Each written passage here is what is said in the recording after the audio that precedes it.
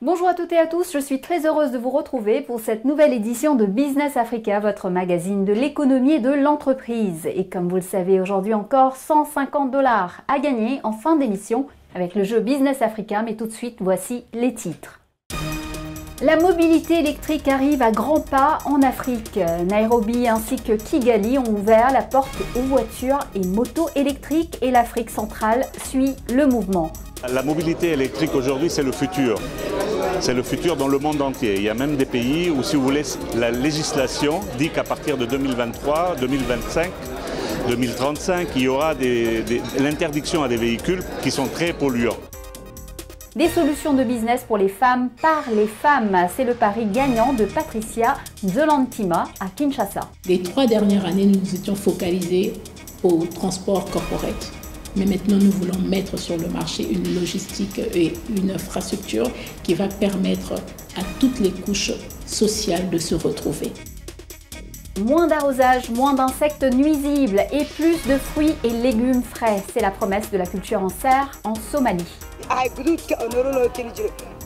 Certains légumes venaient de Nairobi, mais ils sont maintenant disponibles à Mogadiscio. Dans notre pays, nous pouvons obtenir de meilleurs produits frais qui durent longtemps. La mobilité durable séduit l'Afrique. Des exemples concrets et inspirants d'une mobilité plus sûre, propre et accessible se multiplient sur le continent. Après le Kenya et le Rwanda, c'est au tour du Cameroun de prendre le relais de ces initiatives dans la sous-région de l'Afrique centrale. De nombreux acteurs sont déjà engagés dans le pays, comme l'a vu notre correspondant au Cameroun, qui a suivi à Yaoundé la 2e édition de Moving on Impact, un événement exceptionnel consacré à la mobilité électrique en Afrique. Regardez. C'est la toute première borne ici de recharge électrique alimentaire à l'énergie solaire pour motos et voitures, 100% électrique, dans une station-service au Cameroun. Nous sommes au boulevard présidentiel à Yaoundé, capitale du pays. Total Energy a l'ambition d'être un acteur mondial de la transition énergétique et nous avons l'ambition d'atteindre un niveau d'émission de carbone proche de zéro d'ici 2050.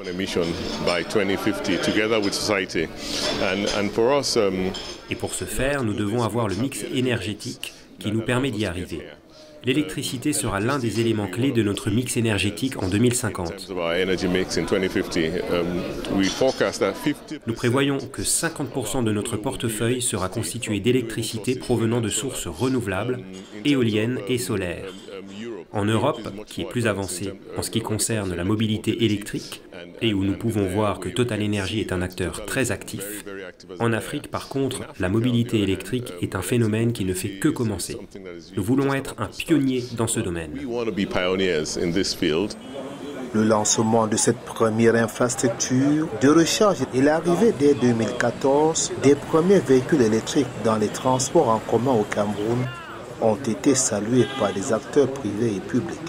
Tous engagés pour faire avancer au quotidien la mobilité dans le pays et accélérer la transition énergétique, avec l'idée d'apporter aux usagers une meilleure qualité de vie et une énergie moins coûteuse. Ça va du bien-être des populations d'abord. Le bien-être des populations est primordial. Ça va aussi dans une certaine modernité, parce que l'avenir nous appelle à purifier, si je puis dire, l'air qui nous entoure, l'air que nous respirons. Donc une cité moderne a besoin d'aller dans ce sens. Lorsque nous utilisons le carburant allumé, il faut l'acheter à tout moment. Or, lorsque nous allons passer peut-être à l'électricité demain avec l'énergie solaire, forcément la technologie devient moins coûteuse. Elle devient moins coûteuse. Maintenant, un pays comme le Cameroun, avec le niveau de vie des Camerounais, il serait nécessaire qu'une telle technologie soit implémentée dans notre pays. Nous nous sentons ici un peu dans notre peau parce que notre combat au quotidien est de lutter contre la pollution, de lutter pour la survie et de promouvoir le bien-être. Nous pensons et mettons l'accent sur la promotion des énergies vertes pour pérenniser ce qui est d'existentiel. Or, la pollution par les énergies jusqu'alors utilisées, c'est-à-dire les fuels, les gaz, a démontré ses limites. par rapport à la destruction de la couche d'ozone et autres. L'une des solutions des industriels, ce sont ces modèles de véhicules 100% électriques GreenRide. Ils ont été lancés par Total Energy et la société EasyRide Cameroun en partenariat avec le concessionnaire 3S Motors. Des solutions qui ont fait leurs preuves ailleurs, par exemple en Afrique de l'Est, au Kenya ou encore au Rwanda avec la start-up Ampersand. Cette jeune pousse est née en 2019 et dispose déjà d'une flotte de près de 700 motos électriques en Afrique de l'Est. Elle veut y lancer une nouvelle ère de mobilité écologique, une stratégie qui inspire les acteurs économiques camerounais de ce secteur porteur. La mobilité électrique aujourd'hui, c'est le futur. C'est le futur dans le monde entier. Il y a même des pays où, si vous voulez, la législation dit qu'à partir de 2023, 2025, 2035, il y aura l'interdiction à des véhicules qui sont très polluants. Nous, on sommes en Afrique déjà dans un pays chaud. Toutes ces émissions-là, elles vont rendre la température beaucoup plus chaude. Et nous avons tout intérêt, nous, avant les autres et les Européens, à aller courir sur ces technologies non polluantes. Reste la nécessité de poursuivre l'expansion des bornes de recharge à travers le pays. Mais au-delà des formules de location de GreenRide, la question de l'acquisition de ces nouveaux véhicules électriques intéresse le public africain. Certains attendent de l'État une aide financière pour favoriser la transition. Il y a la volonté politique et il y a les moyens. Les moyens sont de différents ordres. Il y a les moyens que le gouvernement met à la disposition de nos communes, et il y a les moyens propres à la commune, et puis il y a les partenariats. La législation aujourd'hui du Cameroun n'a pas prévu encore un développement donc pour ces véhicules. Le sujet aujourd'hui, c'est vraiment d'être accompagné par l'État pour réduire les taxes sur les véhicules qui n'émettent pas beaucoup de CO2 ou zéro CO2. Les voitures qu'on a actuellement, c'est 100% électriques. Lors du sommet Moving on Impact, intitulé Promouvoir les solutions de mobilité électrique, organisé par Total Energy en partenariat avec des startups africaines et Moving Up Lab Africa à Yaoundé au Cameroun en septembre 2022, cette transition énergétique est apparue encore plus à la portée de l'Afrique, avec sa promesse de mobilité plus durable, une aubaine pour les usagers des transports urbains, souvent congestionnés et polluants.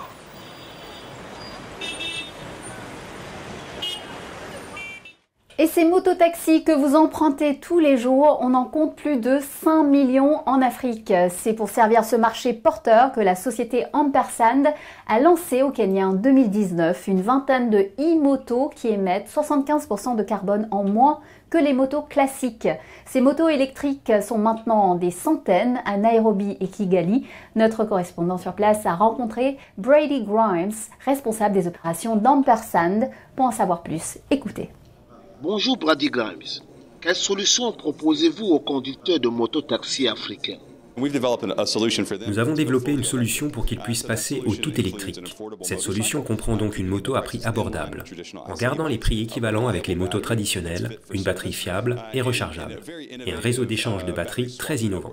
Ainsi, nous ne fournissons pas seulement un véhicule fantastique, mais aussi une batterie fiable et puissante, qui leur permet d'aller là où ils doivent aller. Et cette batterie est à la demande.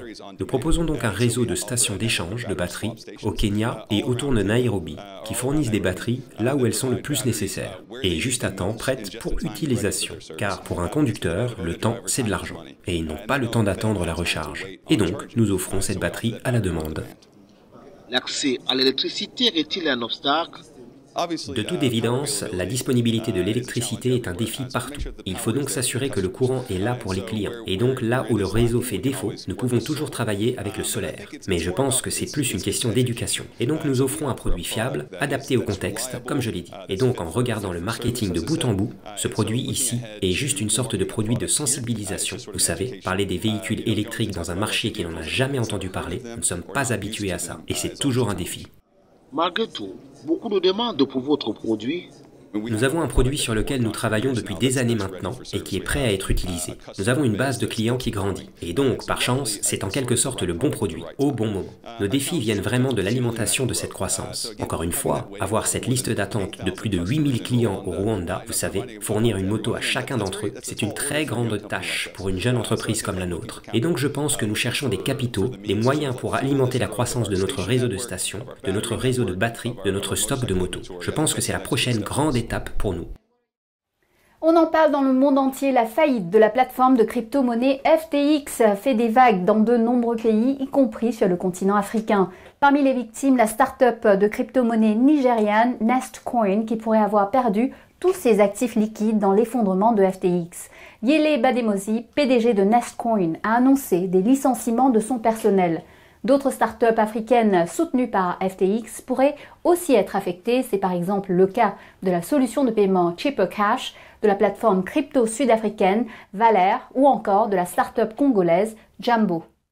Direction Kinshasa pour ce deuxième reportage. Dans la capitale de la République démocratique du Congo, les femmes sont très actives et certaines sont particulièrement innovantes. C'est le cas de Patricia Zolantima, l'initiatrice de la société Working Ladies, qui ne manque pas d'idées entrepreneuriales. Après Ubiscab, un service de taxi opéré par des chauffeurs femmes, elle vient de lancer un programme de soutien aux femmes du secteur de l'informel, de plus en plus représentées dans l'économie congolaise. Notre journaliste Francine Bina a été à leur rencontre. Regardez. Ce matin, l'équipe de Working Ladies est en pleine activité dans son entrepôt, situé dans la commune de la Gombe à Kinshasa. Karine Mouchia et ses collègues viennent d'effectuer les derniers réglages sur les commandes à livrer aux nouveaux clients de la société. Ces clients sont tous des femmes, car Working Ladies fait de l'autonomisation de la femme son cheval de bataille. Les produits que vous avez vus tout à l'heure, nous les amenons auprès de nos femmes, que nous appelons femmes d'avenir. Femmes d'avenir, ce sont les femmes que Working Ladies accompagne. Nous avons deux catégories de femmes que nous accompagnons. La première catégorie, ce sont les femmes qui sont démunies, qui manifestent le désir de démarrer une activité commerciale et qui n'ont pas de fonds de démarrage. Et la deuxième, ce sont les femmes qui ont déjà une activité et qui manifestent le désir d'élargir leur champ de commerce. Working Ladies utilise des tricycles pour transporter les marchandises jusque vers les endroits où se trouvent ses clientes. Pour répondre à son objectif de promouvoir la femme, ces tricycles sont conduits uniquement par des chauffeurs de sexe féminin. Les clientes de Working Ladies sont recrutées après un appel à candidature, puis coachées et fidélisées pour bénéficier de tous les avantages qu'offre le programme Bisoli Transport et Logistique, nouvellement lancé par la société et destiné à réinventer le commerce informel. Après sélection, nous établissons une liste de femmes que nous avons, après visite sur terrain bien sûr. Là, on vérifie pour savoir là où elles habitent, qu'est-ce qu'elles font, dans quelle situation elles vivent, tout ça. Et en ces moments-là, nous dressons une liste finale de femmes qui vont vraiment rester fidèles à la vision que nous apportons. Sandra Massanka fait partie de ces femmes. Elle est détentrice d'un salon de coiffure dans la commune de Lingwala à Kinshasa. Elle travaille déjà avec Working Ladies qui lui livre régulièrement des mouchoirs en papier. Mais aujourd'hui, ce n'est pas pour elle qu'elle reçoit l'équipe de Working Ladies. C'est plutôt pour sa cousine que Working Ladies est venue livrer à crédit cette machine à pop-corn. J'avais un petit souci d'aider ma cousine. Ma cousine venait tout le temps, elle avait besoin d'un petit rien pour commencer son business. Du coup, j'ai eu l'idée de souscrire à cette offre. Et voilà, aujourd'hui, je suis parmi les bénéficiaires de Working Lady. Déjà, ce que je veux faire, elle va mettre sa machine devant mon salon de coiffure. Elle n'aura pas à payer son loyer. Déjà, elle va commencer d'ici demain, elle va commencer son petit business. Donc voilà. Avec son programme Bisoli Transport et Logistique, Working Ladies veut aider les femmes à remonter la pente après la crise provoquée par le Covid-19. Le confinement avec son train de mesures de restriction ont été dévastateurs pour les activités de débrouillardise de ces femmes qui font vivre au jour le jour leur foyer. Vie avec Covid-19, donc on avait, par moment il y avait confinement, les salons étaient fermés, on avait des difficultés, vraiment des difficultés, donc je ne pouvais pas aider tous les jours avec un petit rien. Donc avec les Covid, ça ne va pas vraiment.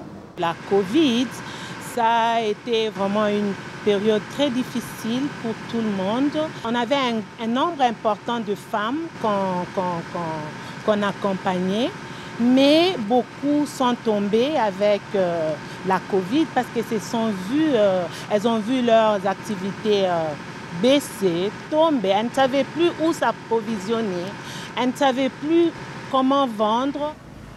En RDC, les femmes constituent l'une des couches les plus vulnérables et les plus pauvres de la société. Alors qu'elles représentent plus de 50% de la population, beaucoup, comme Rachel Ngongo, manquent de moyens financiers pour démarrer une petite activité commerciale. La machine à pop-corn livrée à crédit est une aubaine pour elle. Ce crédit équivalent de 300 € est remboursable en 3, 4 ou 5 mensualités dans un délai de 10 mois. Je ne m'y attendais pas. C'est comme une surprise pour moi. Je suis venue rendre visite à ma grande sœur comme d'habitude et j'ai vu arriver Working Ladies avec cette machine commandée pour moi et ma grande sœur. Je suis vraiment très heureuse parce qu'avec ça, je ne dépendrai plus d'elle. Je prendrai vraiment soin de cette machine et je travaillerai de façon à faire des rentrées d'argent pour rembourser la dette et que nous puissions aussi gagner quelque chose avec ça. Working Ladies est une entreprise créée pour lutter contre la pauvreté des femmes. Son initiatrice, Patricia Nzolantima, a d'abord lancé eBusCaps, un service de taxi dont les conducteurs sont tous des femmes. Le second programme mis en place est Bisoli Transport et Logistique. Il est destiné à soutenir les femmes du secteur de l'informel. Les 3 dernières années, nous nous étions focalisés au transport corporate. Mais maintenant, nous voulons mettre sur le marché une logistique et une infrastructure qui va permettre à toutes les couches sociales de se retrouver, afin qu'il n'y ait pas de discrimination de tout genre. Aujourd'hui, après le lancement de Taxi, nous sommes à notre deuxième phase, qui est celle de la diversification de nos produits.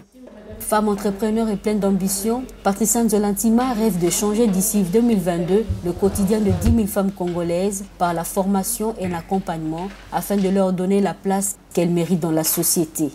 Car le manque d'éducation et les mariages précoces constituent depuis plusieurs années les véritables freins pour l'émancipation de ces femmes.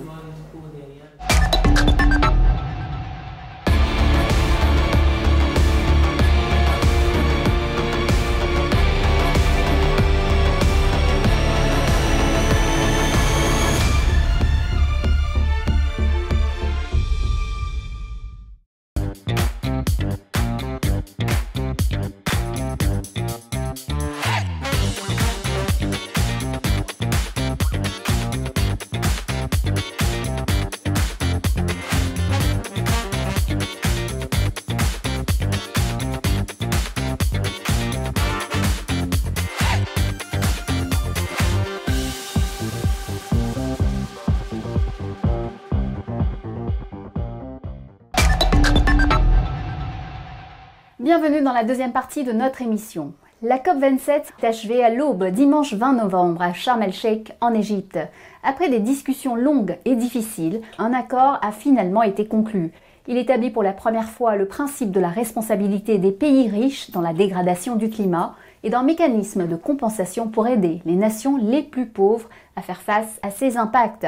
Mais en même temps, l'accord a échoué à prendre des mesures de réduction de l'usage des énergies fossiles ou encore à établir une cible ambitieuse de réduction des émissions de gaz à effet de serre. Enfin, il demeure très vague sur les points controversés. Ainsi, personne ne sait encore quelles seront les modalités d'opération et de financement du futur fonds de compensation. Les détails seront discutés à la prochaine COP de 2023 à Dubaï et la question de déterminer qui contribuera au fonds promet une nouvelle bataille. Et malgré tout, en marge de la COP, une avancée pour les assurés africains. Plus de 85 compagnies d'assurance du continent ont annoncé qu'elles s'engageaient à mobiliser 14 milliards de dollars pour couvrir les risques liés aux catastrophes climatiques sur le continent. Cette nouvelle facilité africaine des risques climatiques va être consacrée à couvrir l'impact des inondations, cyclones et sécheresses. Elle viendra compléter certaines initiatives internationales comme la Facilité mondiale de financement des risques de la Banque mondiale. Est-ce que l'Afrique pourrait remplacer l'Asie comme le nouveau top producteur du secteur textile? La question n'est plus totalement abstraite. Alors que les coûts de production s'envolent en flèche, les industriels cherchent des destinations émergentes moins coûteuses. Et les économies du continent sont bien placées pour répondre à l'appel. Au premier trimestre, les exportations africaines de vêtements ont pour la première fois passé la barre des 2 milliards de dollars. Un résultat qui fait suite à une progression lente mais régulière depuis 2020. Après 4 saisons de pluie improductives en 2 ans, la sécheresse s'est abattue sur la corne de l'Afrique. 36 millions de personnes sont actuellement menacées de famine, des conditions qui rendent la culture des terres particulièrement difficile. Une nouvelle génération d'agriculteurs cherche les moyens de contourner la fatalité du climat. Armés d'un savoir de base complété par des méthodes et des vidéos glanées sur Internet, ils se lancent dans la culture sous serre. Moins de besoins en eau, moins d'insectes nuisibles, les serres deviennent une garantie d'approvisionnement en produits frais. Regardez. La sécurité alimentaire n'est toujours pas assurée dans plusieurs régions de l'Afrique subsaharienne et la Somalie n'est pas épargnée avec des millions de personnes confrontées à la famine chaque année. En cause, des conditions météorologiques erratiques caractérisées par de fortes inondations et de graves sécheresses, mais également des pratiques agricoles rudimentaires dans ce petit pays de la Corne de l'Afrique. L'épidémie de Covid-19 et l'invasion acridienne ont encore aggravé une situation fragile. Mais les jeunes Somaliens ont décidé de relever ces défis en se tournant vers la sériculture, l'agriculture sous serre, non seulement pour stimuler la production alimentaire, mais aussi pour gagner leur vie.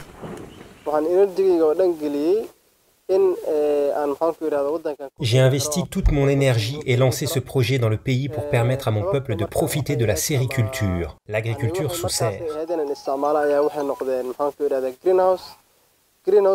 Cette technologie m'a permis de planter des légumes qui étaient toujours importés de l'étranger. Un capital d'amorçage de 10 000 $ provenant de sa famille a permis à Sabri de démarrer cette ferme de serre dans la périphérie de la capitale somalienne, Mogadiscio. Il avait étudié l'agriculture sous serre à l'Université nationale de Somalie, mais il affirme avoir acquis des connaissances plus pratiques sur YouTube et Google. Il fait partie du nombre croissant d'agriculteurs qui adoptent cette technologie moderne et à haut rendement. Sa ferme produit en moyenne 100 000 kg d'un assortiment de légumes tous les 6 mois. À la ferme, l'un des ouvriers, Mohamed Omar, pulvérise les légumes pour les débarrasser des insectes et des maladies. Les pesticides et les pulvérisateurs doivent être importés des pays voisins comme le Kenya, car ils ne sont pas facilement disponibles en Somalie. Certaines des cultures de cette ferme comprennent le poivron, les tomates et les concombres.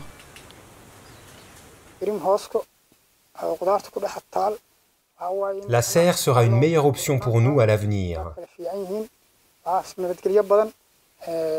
car avec un champ ouvert, nous faisons face à des problèmes comme les insectes. Mais la serre est plus sûre et cela pourrait nous aider à obtenir une bonne production. Les technologies des serres assurent désormais aux commerçants des produits frais et de qualité qui arrivent à temps sur le marché. C'est une rupture avec le passé où la plupart des légumes frais étaient importés du Kenya et de l'Éthiopie voisin.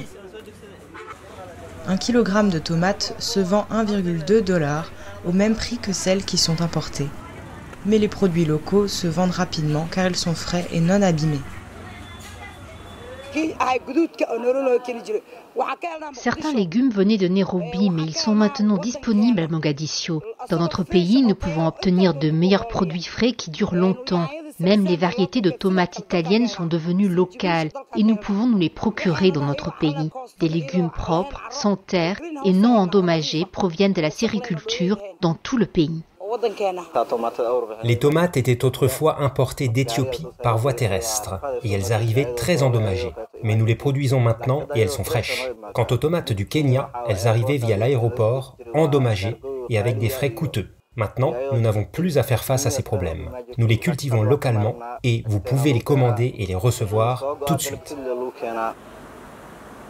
Les experts agricoles considèrent désormais la technologie des serres comme l'une des options les plus viables pour stimuler la production alimentaire en Somalie, en particulier à la lumière des conditions climatiques défavorables.